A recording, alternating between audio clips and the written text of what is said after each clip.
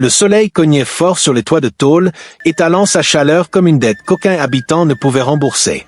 Les rues grouillaient de monde, marchandes de beignets élant les clients, enfants courant pieds nus entre les étals de poissons fumés, vieillards assis sous un baobab, récitant des proverbes que les jeunes n'écoutaient plus.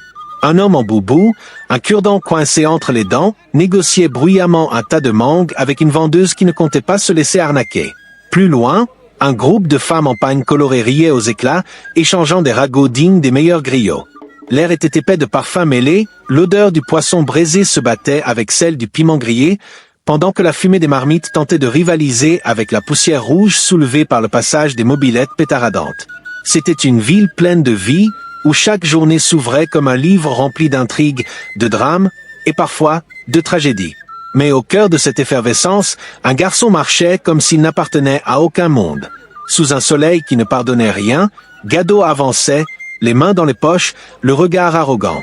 À 19 ans, il n'avait ni ambition, ni respect, ni même un brin de bon sens.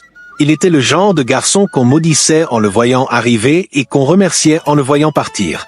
Son visage était sculpté par l'insolence, son corps maigre portait des vêtements toujours froissés, et son regard. Ah, ce regard! Il avait la dureté d'un cœur jamais touché par la compassion. « Regarde-moi, ce vaurien !» murmurait une vieille vendeuse de gombo en le voyant passer. « Un vrai fardeau pour sa pauvre grand-mère !» soupirait un vieux forgeron, secouant la tête. Car oui, derrière ce garçon au cœur sec, il y avait une femme. Une vieille femme qui, malgré son dos courbé et ses jambes fatiguées, portait sur ses épaules une charge bien plus lourde qu'un simple panier de provisions, le poids de l'amour d'une mère disparue trop tôt. Nana Kadi était de celles que la vie avait battues sans jamais réussir à les casser. Son visage portait les rides des 1000 batailles qu'elle avait livrées contre la pauvreté, contre la solitude et surtout contre l'ingratitude de son propre petit-fils. Elle l'avait élevé seule après la mort tragique de sa fille unique. Gado n'était alors qu'un nourrisson, et elle avait tout donné pour qu'il ne manque de rien. Mais parfois, le destin est un tailleur maladroit, il coud le vêtement de l'amour avec un fil d'épines. Gado, au lieu de devenir une fierté pour sa grand-mère, était devenu son plus grand chagrin. Il volait son argent dès qu'il en avait l'occasion. Il la grondait comme si elle était une enfant. Et parfois, il levait même la main sur elle. Dans le quartier, on disait qu'un tel enfant ne pouvait être qu'un enfant mangé, entendez par là, possédé par une force obscure. Mais Nana Kadi ne voulait pas y croire. Elle se contentait de prier. Chaque soir, assise sur sa natte usée, elle levait les mains au ciel. « Seigneur, s'il doit changer, change-le. S'il doit partir, prends-le. » Mais le ciel restait silencieux, et Gado continuait de faire des siennes, comme s'il était né avec une mission sacrée, torturer tous ceux qui l'entouraient. Chaque jour, on pouvait être sûr que Gado inventerait une nouvelle sottise. Lundi, il avait volé une poule et accusé un enfant innocent. Mardi, il avait renversé la marmite d'une vendeuse et s'était enfui en riant. Mercredi, il avait défié un imam en pleine prière du soir. Jeudi, il avait insulté un ancien et celui-ci avait déclaré « Oh, cet enfant finira soit au cimetière, soit en enfer, mais sûrement pas dans une maison de bon sens. » Mais vendredi fut le jour où il scella son destin. Ce soir-là, sous une lune paresseuse, Gado avait une idée, une de celles qui ne pouvait naître que dans un esprit trop ignorant pour craindre l'invisible. Il rassembla sa bande d'amis des garçons aussi perdus que lui, mais pas assez fous pour le suivre sans poser de questions. « On va visiter la morgue », déclara-t-il, un sourire au coin des lèvres. « La morgue », balbutia un de ses amis. « Mais pourquoi ? On dit que les morts ne servent à rien, non ? Allons leur rendre visite et leur dire ce qu'on pense d'eux. » Les autres hésitèrent. Mais Gado ne doutait jamais de lui-même. Si vous avez peur, restez là comme des femmes. Moi, je vais montrer que la mort, ce n'est rien du tout. Ils contournèrent le bâtiment, passant par une petite ouverture à l'arrière. L'air était glacé, et une odeur étrange flottait, une odeur qui ne pouvait appartenir ni à la vie, ni à la mort, mais quelque part entre les deux. Là, devant eux, des corps étaient alignés. Certains sous des draps blancs, d'autres exposés à la lumière crue des néons. Mais Gado ne ressentait rien. Au contraire, il souriait. « Regardez-moi ça. On dirait qu'ils dorment. Pourtant, on nous dit qu'ils sont partis. Où ça? Moi, je ne vois personne voyager ici. » Puis, son regard se posa sur le corps d'une femme en pagne blanc, du sang séché sur le front. Il s'en approcha, plissant les yeux. « Regardez-la. On dirait la lettre I, éclata-t-il de rire. Bien droite, bien figée. Et, ma sœur, pourquoi tu fais semblant de dormir? Réveille-toi, danse un peu pour nous. Ses amis, eux, ne riaient plus. Ils sentaient quelque chose qui n'avait pas de forme, mais qui était là. Puis, soudain, un bruit, une porte qui claque, un souffle, et une voix. Sortez d'ici, avant qu'il ne soit trop tard. C'était le gardien de la morgue, un vieil homme aux yeux jaunes, qui les fixa sans un mot de plus. Les garçons s'enfuirent en courant. Mais ce que Gadot ne savait pas, c'était que ce soir-là, il n'avait pas seulement défié la mort. Il l'avait invité dans sa propre vie. Si vous êtes nouveau sur cette chaîne, nous vous souhaitons la bienvenue. N'oubliez pas d'activer la cloche de notification et de vous abonner à la chaîne pour ne rien rater de nos prochaines histoires. Le marché venait de se vider, laissant derrière lui un tapis de feuilles de bananier, de coques d'arachide et de mangues écrasées. Nana Kadi marchait lentement, un pagne noué fermement autour de sa taille, un sac de provisions pesant sur son dos. Chaque pas résonnait comme une prière silencieuse. Le soleil était cruel, ses rayons griffant la peau comme un chasseur trop pressé d'attraper sa proie. Elle entra enfin dans la cour de sa maison en terre battue, posant son sac avec un soupir de soulagement. Mais à peine avait-elle essuyé son front que l'orage se déclencha. Gadot, lui, accoudé à un poteau en bois, mâchonnant un cure-dent comme s'il réfléchissait à la prochaine bêtise à faire. Il s'approcha d'elle d'un pas lent, les yeux déjà braqués sur le petit sachet en plastique où elle rangeait son argent. « Ah, vieille femme, donne-moi ce que tu as là » lança-t-il en tendant la main. Nana Kadi recula instinctivement. « Mon fils, cet argent, c'est pour demain. Pour acheter du riz. » Mais Gadot n'était pas un garçon qui écoutait. Il arracha le sachet avec une telle brutalité que la vieille dame faillit perdre l'équilibre. « Gadot, attends, ce n'est pas bien, mon fils. Tu ne peux pas continuer ainsi. » Elle posa une main sur son bras, un geste de supplication, mais il la repoussa violemment. Elle tituba, heurtant le mur de la maison. Une douleur sourde se propagea dans son dos, mais elle ne cria pas. Ses yeux, eux, criaient. Des larmes chaudes roulèrent sur ses joues creusées par les années de sacrifice. « Gadot, mon fils, ne deviens pas l'ombre de la honte. » murmura-t-elle, la voix tremblante. Gadot éclata de rire. Un rire sec, cruel, un rire qui n'avait pas d'âme. « Laisse-moi vivre, vieille femme. Ce monde est à moi, pas à toi. » Puis, sans un regard en arrière, il partit, laissant derrière lui une mer brisée, tenant son cœur comme on tient une calebasse fêlée, craignant qu'un jour elle ne se brise pour de bon. Le quartier entier était fatigué. Fatigué de ce garçon qui marchait sans conscience.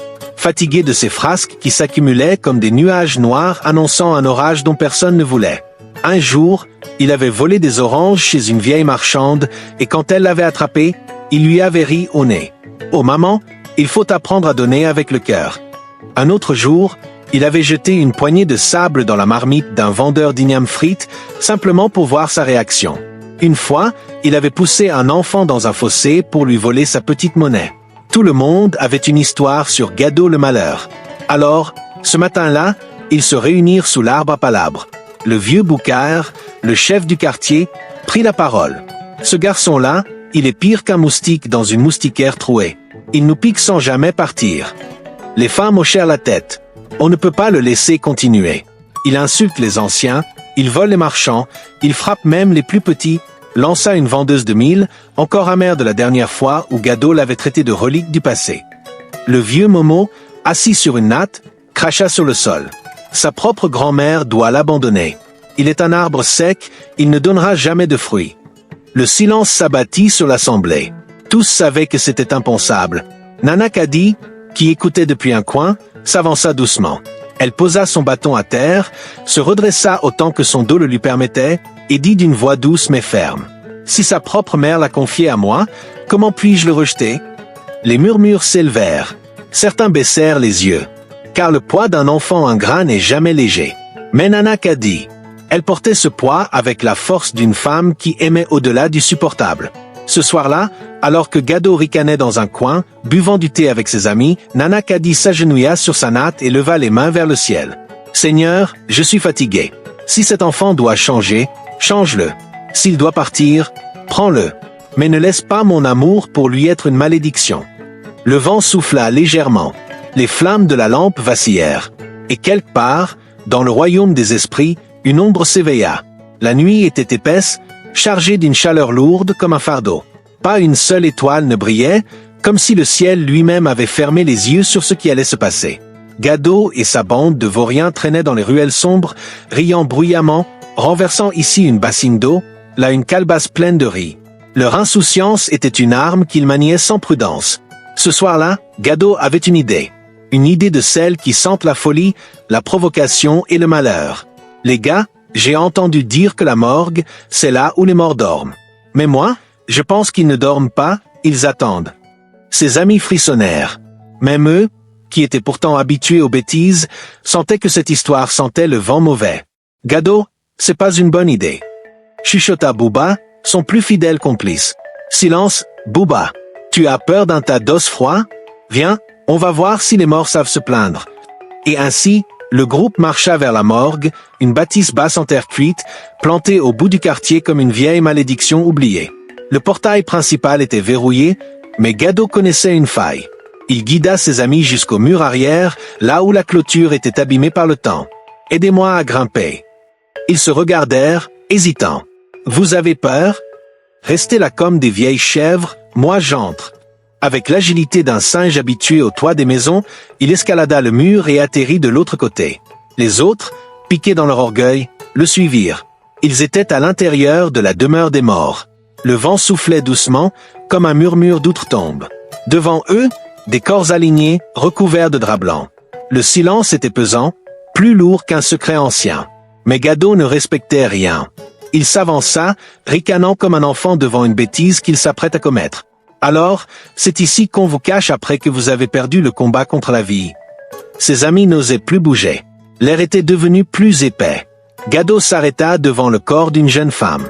Elle portait un pagne blanc, taché de sang séché.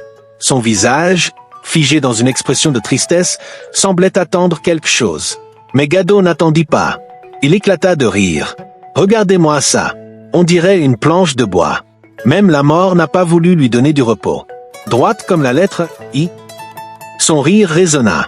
Un de ses amis chuchota. « Gado, arrête, on devrait partir. » Mais Gado continua. « Vous êtes comme du vieux linge qu'on jette après usage. Hein? Les morts, vous avez quelque chose à dire? » Il frappa doucement le front du cadavre de la jeune femme. Une brise froide traversa la salle. Un bruit sourd résonna derrière eux. Une ombre se dressait dans l'obscurité. Un vieil homme, grand, maigre, vêtu d'un boubou poussiéreux, se tenait là, une lanterne à la main. Son regard était plus froid que la mort elle-même.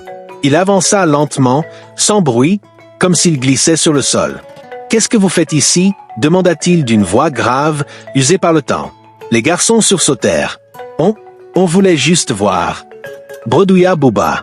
Le gardien ne cligna pas des yeux. « Vous venez troubler le repos des âmes, et vous pensez que vous partirez indemne. » Un silence. Puis il frappa violemment le sol avec son bâton. « Sortez d'ici avant que la mort elle-même ne vienne vous chercher. » Le groupe s'éparpilla comme une volée de moineaux affolés. Gado, lui, resta une seconde de plus, fixant l'homme. Il voulait répondre, il voulait encore provoquer, mais quelque chose dans ce regard lui cloua la langue. Sans demander son reste, il tourna les talons et s'enfuit. Lorsqu'ils franchirent le mur pour s'échapper, une étrange sensation envahit Gado. Un poids sur ses épaules. Une présence invisible derrière lui. Mais il ne se retourna pas. Car au fond de lui, il savait. Quelque chose l'avait suivi hors de la morgue. Quelque chose qui ne comptait pas le laisser en paix. Écrivez-nous en commentaire de quel pays vous nous suivez. La nuit était lourde, étouffante, comme si le vent lui-même retenait son souffle. Gado s'était glissé dans sa chambre après une longue errance dans la ville. Il avait bu, ri, provoqué, comme à son habitude. Mais quelque chose en lui était différent. Il sentait une présence. Il referma la porte avec un soupir agacé, se jeta sur son lit en murmurant. « Bande de peureux! Vous avez fui la morgue comme des poules, devant un renard. » Mais à peine eut-il fermé les yeux qu'un bruit sec retentit dans la pièce. Tac, tac, tac, quelqu'un, ou quelque chose, venait de frapper 3 fois sur le mur. Il ouvrit les yeux en sursaut. La chambre était plongée dans l'obscurité. Seule la lueur de la lune dessinait des ombres mouvantes sur les murs. Il fronça les sourcils, secoua la tête. Fatigue, juste la fatigue. Il tira la couverture sur sa tête. Silence. Puis un souffle glacé glissa sur sa nuque. Et une voix, douce mais implacable, murmura. « Tu t'es moqué de mon dernier souffle. Maintenant, il te hantera. » Gado bondit hors du lit comme un chat qu'on aurait arrosé d'eau chaude. « Qui est là ?» Rien. Juste son reflet dans le miroir de l'armoire. Mais, était-ce bien son reflet? Dans la lueur pâle, il aurait juré voir quelqu'un d'autre. Une silhouette vêtue d'un pagne blanc. Il se frotta les yeux. Quand il regarda à nouveau, il n'y avait plus rien. Le silence s'installa. Puis, un ricanement, là, dans l'ombre. Un frisson lui parcourut l'échine. Mais il secoua la tête violemment. Ce n'est rien. Juste mon esprit qui joue avec moi. Et pourtant, c'était le début de la fin. Les jours passèrent. Mais le monde de Gado ne tournait plus rond. Il ne dormait plus. Chaque nuit, les ombres dansaient sur ses murs. Chaque nuit, des chuchotements s'élevaient autour de lui. Des rires, étouffés, moqueurs. Des rires qui n'étaient pas les siens. Il sentait un regard sur lui, partout où il allait. Dans les miroirs, dans les flaques d'eau, dans les yeux des passants. Un soir, alors qu'il buvait du de l'eau avec ses amis sous un arbre, il éclata de rire à une blague. Mais, il entendit un deuxième rire, juste à côté de lui. Il se retourna violemment. Il n'y avait personne. « Gado, ça va ?» demanda Bouba, inquiet. Gado le regarda, les yeux hagards, des gouttes de sueur coulant sur son front. « Oui, ça va. » Mais il savait que ça n'allait pas. Il perdit l'appétit. La nourriture lui donnait la nausée, comme si elle avait le goût du sang. Il perdit le sommeil. Chaque fois qu'il fermait les yeux, il voyait une silhouette. Une femme, debout, dans l'ombre, vêtue de son pagne blanc, qui le fixait sans un mot. Puis, une nuit, il craqua. Il se leva en hurlant, renversa sa table, frappa violemment contre le mur. Sa grand-mère, Nana Kadi, accourut dans la chambre. Elle le trouva en sueur, tremblant, les yeux fous. « Gado, que se passe-t-il » Il la fixa, le souffle court. Puis il explosa. « Laisse-moi tranquille, vieille femme !» Il jeta un tabouret à travers la pièce. Nana Kadi recula, le cœur serré. « Mon fils, quelque chose ne va pas. » Mais Gado ne l'écoutait plus. Il était prisonnier d'un cauchemar éveillé. Et le fantôme du dernier souffle était là, à ses côtés. La nuit était épaisse, plus noire que l'encre d'un griot fatigué. Gado tournait en rond dans la maison, le cœur battant comme un tam-tam en pleine transe. Ses yeux cernés cherchaient quelque chose, ou quelqu'un. Mais il ne savait pas quoi. Depuis des jours, le cauchemar ne le lâchait plus. Il n'avait plus d'amis, il l'avait fui. Il n'avait plus d'appétit, le simple fait de voir de la viande lui rappelait les corps froids de la morgue. Il n'avait plus de paix, chaque nuit, des voix chantaient son nom, moqueuses, menaçantes. Et ce soir-là, il le savait. Elle allait venir. Le vent se leva, sifflant à travers les fissures de la vieille maison. Les lampes à pétrole clignotèrent. Puis, plus rien. Un silence épais, lourd, comme une pierre posée sur son cœur. Gado s'arrêta de respirer. Et alors, elle apparut, debout, dans l'ombre du couloir. La femme en pagne blanc. Mais cette fois-ci, son pagne était trempé de sang. Son regard était vide, creusé par la mort. Son sourire, figé.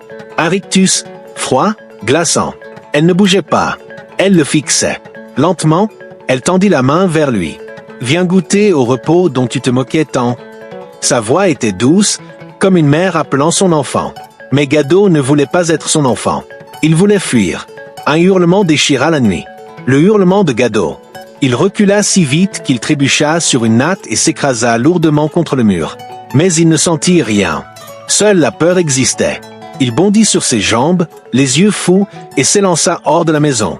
Dehors, la lune semblait plus pâle que jamais. Les ruelles du quartier étaient vides. Seuls les chiens errants hurlèrent à son passage, comme s'ils voyaient ce que lui fuyait.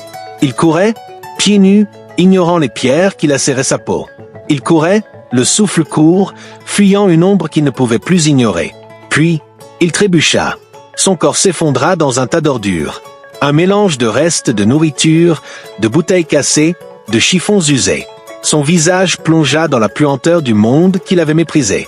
Et dans la nuit, une dernière fois, un rire s'éleva, celui de la femme au pagne blanc. La nuit s'effaçait doucement, laissant place à une aube pâle et silencieuse. Les coqs du quartier avaient chanté depuis longtemps, mais ce matin-là, c'était comme si même eux sentaient qu'un malheur flottait encore dans l'air. Au détour d'une ruelle, là où les déchets du marché s'accumulaient, un corps gisait, recroquevillé comme un enfant puni par le destin. C'était Gado. Sale, tremblant, les yeux rivés sur un vide que personne ne pouvait voir. Une main éridée se posa sur son épaule. Nana Kadi. Son regard était un mélange de tristesse, de fatigue et d'espoir. « Mon fils, lève-toi » Elle tenta de le soulever, mais il était aussi lourd que son propre passé. Elle l'attrapa contre elle, ses larmes se mélangeant à la sueur froide qui trempait le front du jeune homme. Puis, comme un oiseau blessé, elle le ramena chez elle. La nuit suivante, Nana Kadi pria. Elle pria avec la force d'une mère qui refuse de perdre son enfant. Elle pria jusqu'à ce que ses genoux flanchent, jusqu'à ce que ses larmes deviennent un fleuve de supplications. Mais Gado, lui, restait silencieux. Il ne parlait pas. Il ne mangeait pas. Son regard restait figé, comme s'il voyait quelque chose que personne d'autre ne voyait. Parfois, il sursautait, comme si quelqu'un lui soufflait dans l'oreille. Parfois, il tremblait, comme si des mains invisibles l'agrippaient. Nana Kadi ne cessa pas de prier. Mais elle savait, le combat n'était plus entre elle et son petit-fils. Le combat était entre lui et ce qu'il avait osé défier. Puis, au matin, un murmure brisa le silence. Faible, brisé, mais réel. Maman Kadi. Elle tourna la tête. Gado était à genoux. Ses épaules tremblaient, ses yeux étaient gonflés, sa voix avait perdu toute arrogance. Maman Kadi, pardonne-moi. Et là, le poids de minuit s'effondra sur la vieille femme. Elle pleura. Mais cette fois, pas de douleur, seulement de l'amour.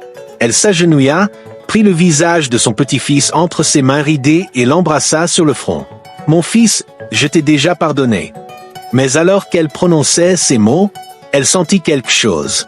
Un frisson, une ombre. Gado se redressa. Ses yeux avaient changé. La terreur n'y était plus. Mais un poids immense, oui.